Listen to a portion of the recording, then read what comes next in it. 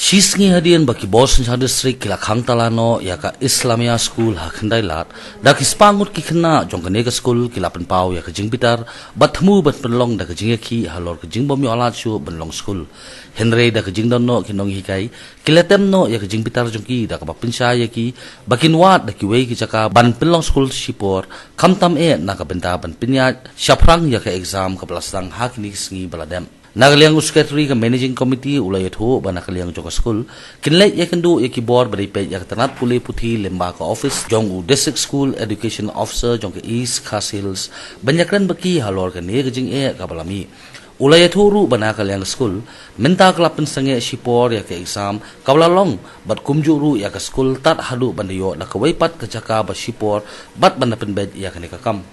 Henry Preng gani ka jing huri hura jong khina school bat kinongi kai ki balakuslai namar gani ka jing shakhang ga school layo I bawan katu ka ningut ki breu ki bahalak ren khasi ki ba umtip ka e ka jing thmu jong ki ba ki wan hangtei bat kani klapin pitar lab ya kinong pinyat kani ka school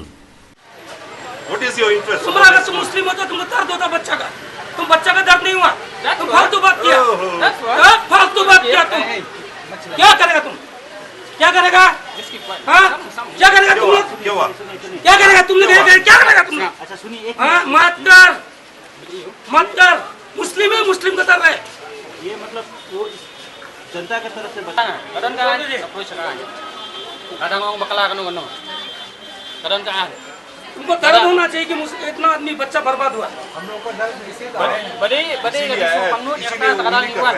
ये जो दुकान है ना हम लोग नहीं दिया ये 1943 का है हम लोग नहीं दिया हमको तो पूछना चाहिए हम लोग को तुमने स्टेटमेंट कैसे दे रहा हम लोग से पहले पूछ लेते हैं आज का नहीं है नहीं है 1943 का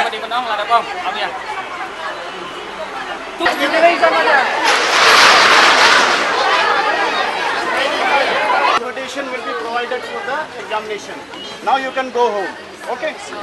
Go. Thank you, sir. अंग्रेजी समझ में आई? एग्जाम हम लोग डिसीजन करेंगे न्यूज़पेपर या मीडिया के थ्रू हम लोग इन्फॉर्म करेंगे और आपको एग्जाम देने के लिए ऑल्टरनेटिव अरेंजमेंट किया जाएगा okay next step is that we are going to make alternative arrangement because examination half yearly examination is in progress, so it is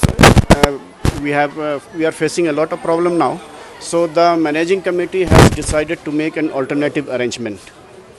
Till then we have to postpone the exam, and as soon as we get the alternative accommodation we will reschedule the examination, half yearly examination, and inform the students through the media, both print media and electronic media. We are going to have a meeting with the DSU. Yes, exam is going on. We are looking for an alternative accommodation. There are many, so we will select one, the suitable one, and conduct the exam there. We are going to make alternative arrangement.